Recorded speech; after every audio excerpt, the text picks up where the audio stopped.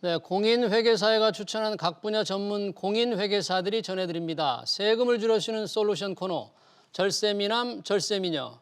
오늘은 부동산 전문가이신 김명수 회계사 나오셨습니다. 회계사님 어서 오십시오. 반갑습니다. 네, 안녕하세요. 김명수 네. 회계사입니다. 자, 부동산 전문 회계사로서 오늘 공시가격 1억 원의 아파트, 그러니까 조금 싼 아파트 이런 거죠? 네, 맞습니다. 싼 아파트 살려고 사는 사람, 투자하려고 사는 사람, 세금이 생각보다 좀 복잡한데 세금 관련 이슈 좀 부탁드립니다. 네. 먼저 주제 웹툰으로 자세히 좀 살펴보겠습니다.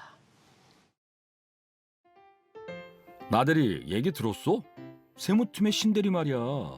6개월 전에 산 아파트가 엄청 올랐대. 신대리 원래 아파트 한 채 있는데? 언제 또 한 채를 더 샀대? 동기는 벌써 집이 2채인데 나대리도 분발해야 하는 거 아니야? 과장님, 요새 다주택자들 세금 강화하고 있는 거 모르세요? 세금 내면 남는 것도 없을 거예요. 듣자니 최근에 산 아파트는 1억 원이 안 돼서 중과세율도 없다던데. 나도 이참에 좀 알아볼까? 살 때만 세금 내나요? 팔 때도 양도세도 있지. 종합부동산세도 더 내야 되지. 아휴, 전 생각만 해도 머리 아프네요. 그래서 나대리는 여지껏 집이 없는 거야? 왜 이러세요, 과장님? 전 욕심 안 부리고 10채 안 부러운 한 채 사려고 준비 중이라고요. 회계사님 지금 보니까 웹툰 보니까 네. 공시가 1억 원의 아파트는 취득세 중과가 지금 안 되니까 이게 투자할 만하다. 그래서 작년에 투자가 좀 많이 늘었다는 건데요. 네. 최근 정부가 왜 다주택자들 굉장히 세금 규제를 강화하고 있잖아요. 네, 맞습니다. 투자도 되겠습니까? 괜찮습니까? 네, 다주택자가 현재 추가로 주택을 취득하게 되면 최고 12%의 높은 취득세율이 부과됩니다. 그런데 이 공시가격 1억 원 이하 아파트를 취득하게 되면 다주택자라 하더라도 1%의 취득세율에 불과합니다. 그래서 많은 투자자들의 관심이 몰리게 된 것입니다. 저는 이러한 관심이 앞으로도 계속될 것으로 보이는데요. 그런데 세법상 양도세 등에도 영향을 미치기 때문에 기존 주택의 양도세 등에도 영향을 미치기 때문에 세금 효과가 커질 수 있습니다. 그래서 모든 세금 효과를 고려하셔야 합니다. 그러니까 이 취득세만 생각하지 말고 다른 세금도 고려하라 그런 말씀이시잖아요. 그 중에서도 가장 중요하게 고려할 부분이 있을까요? 네, 공시가격 1억 원 이하 아파트 투자는 대부분 다주택자분들이 관심이 있기 때문에 다주택자를 가정해서 1주택 이상을 소유한 분을 가정해서 말씀드립니다. 네. 네, 제가 생각하기에 가장 위험한 부분 중에 하나가 종합부동산세 중과입니다. 기존의 1주택자가 공시가격 1억 원 이하라 하더라도 추가로 주택을 취득하게 되면 다주택자가 됩니다. 다주택자가 되면 세법상 기본 공제액이 줄어들고 세율도 2배 이상 커져서 종합부동산세 부담이 생각보다 커질 수 있습니다. 그러니까 추가로 집을 살 경우 그 가격에 관계없이 다주택자가 되면 종부세가 늘어난다. 그런 얘기인데 그러면 1세대 1주택자와 2주택자 종부세 차이가 얼마나 나게 될까요? 네, 화면을 보면서 설명드리겠습니다.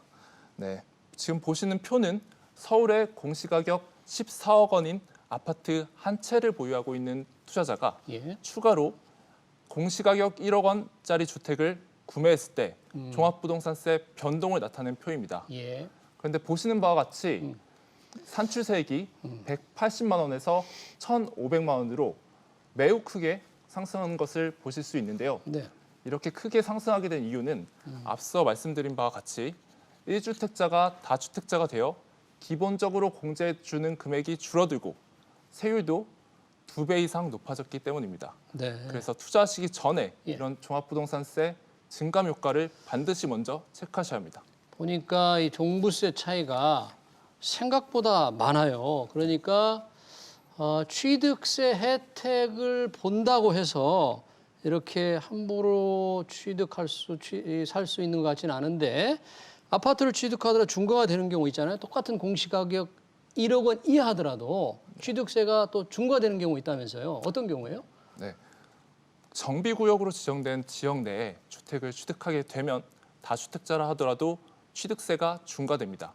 정비구역. 네. 그래서 투자하시기 전에 정비구역 지정 여부를 반드시 확인하셔야 하는데요. 예. 정비구역 지정 여부는 국토교통부에서 제공하는 토지이음이라는 사이트에서 부동산 소재지 주소를 검색해 보시면 쉽게 확인해 보실 수 있습니다. 네.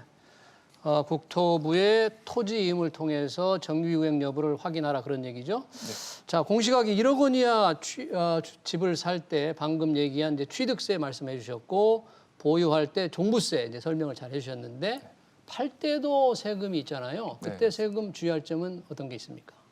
네, 이 공시가격 1억 원 이하 주택을 취득하고 나서 매도할 때도 이제 중과가 될 것인지 안 될 것인지가 중요한 부분인데요. 네. 경우에 따라 중과가 될 수도 안 될 수도 있습니다. 어, 그런데 공시가격 1억 원 이하 아파트를 취득한 후에 2년 뒤에 매도할 때 중과 여부에 따른 세금 차이를 보시면은 지금 보시는 표와 같습니다. 예.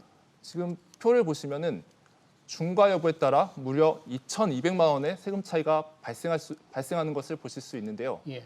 그래서 매도 시에 중과가 적용되지 않을 수 있는 조건들을 미리 숙지해 두셔야 합니다. 네.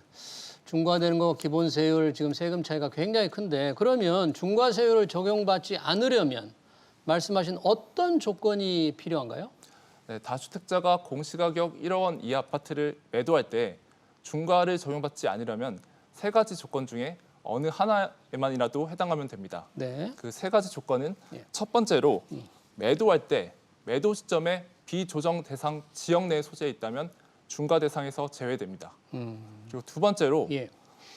공시가격 1억 원 이하 주택을 포함해서 2주택만 보유한 상황에서 매도하는 주택이 매도하는 시점에도 공시가격 1억 원 이하라면 네. 중과 대상에서 제외됩니다.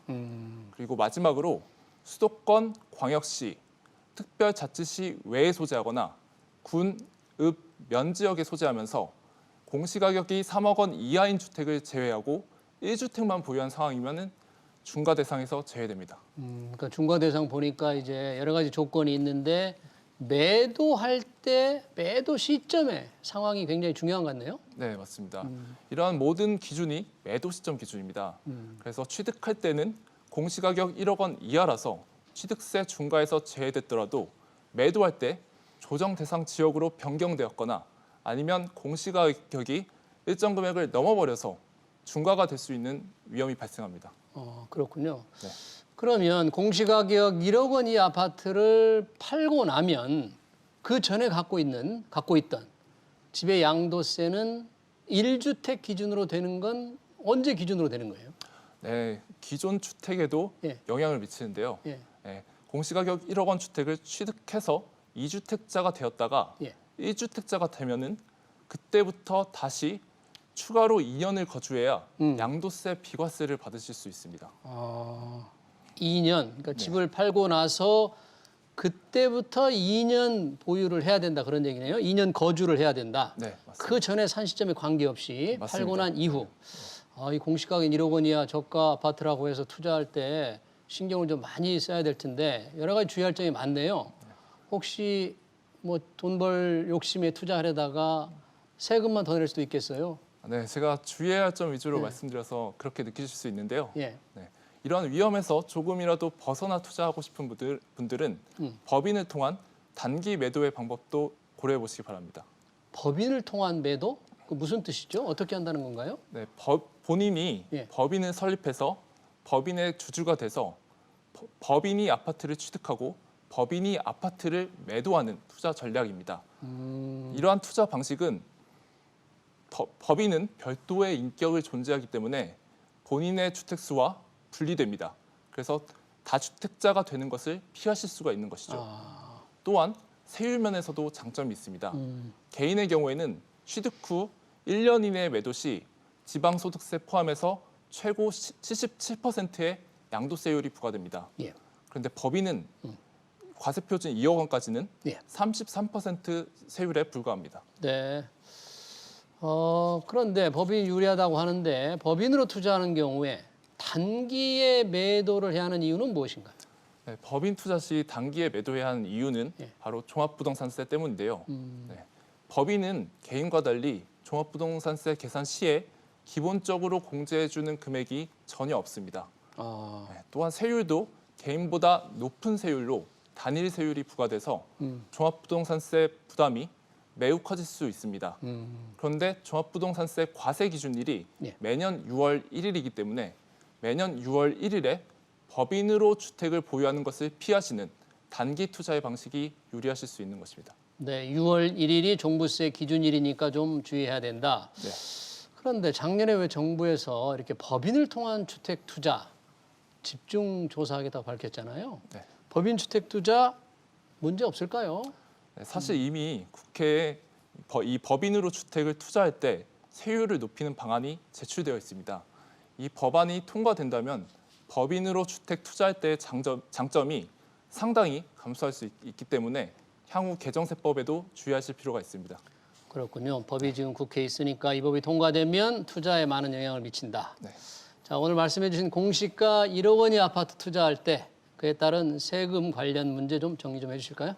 네. 첫 번째로 공시가격 1억 원이더라도 정비구역으로 지정된 경우 취득세가 다주택자의 경우 중과되기 때문에 반드시 사전에 정비구역 지정 여부를 확인하셔야 합니다.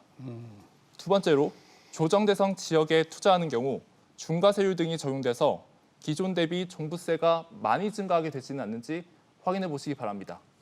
그리고 마지막에 매도할 때는 양도세가 중과될 수도 있고 기존 주택의 양도세에도 영향을 미치기 때문에 법인을 통한 단기 매도의 방법도 고려해 보시기 바랍니다. 네, 잘 알겠습니다. 공시가 1억 원이 아파트 투자할 때 세금 관련 주의할 점 잘 들었습니다. 지금까지 부동산 세무 전문 김명수 회계사였습니다. 회계사님 고맙습니다. 감사합니다.